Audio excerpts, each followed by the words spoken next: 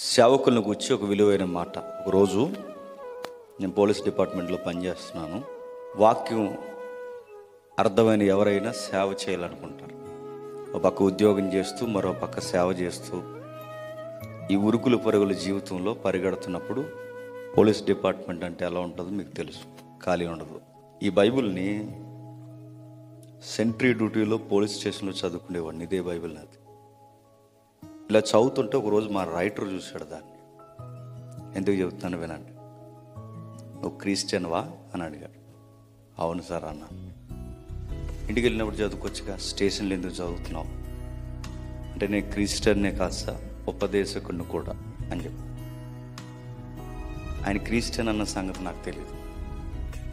తర్వాత ఒక మాట అన్నాడు ఆయన, ఉద్యోగాలు ఇవన్నీ కాదు కానీ సేవ గొప్పదయ్యా అన్నాడు. ఏ సార్ అని అడిగితే ఏమన్నాడంటే, ఒక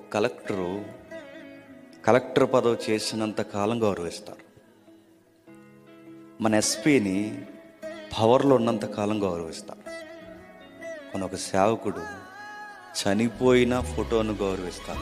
అదయ్యా సేవ అంటే. అలాంటి గొప్ప సేవకు నీకు పిలుపుంటే ఈ బోర్డు ఉద్యోగం చేయకపోయినా పర్లేదు, త్వరగా సేవకు వెళ్ళిపోవాలి. అంత గొప్ప పరిచర్య సమాజానికి అర్థమైంది. అలాంటి పరిచర్యను తెచ్చి దేవుడు నమ్మి మన చేతుల్లో పెట్టాడంటే నమ్మకానికి ప్రతీకగా ఉండాలి. చాలా జాగ్రత్తగా మనం పరిచర్యను జరిగించాలి. Download ShareChat.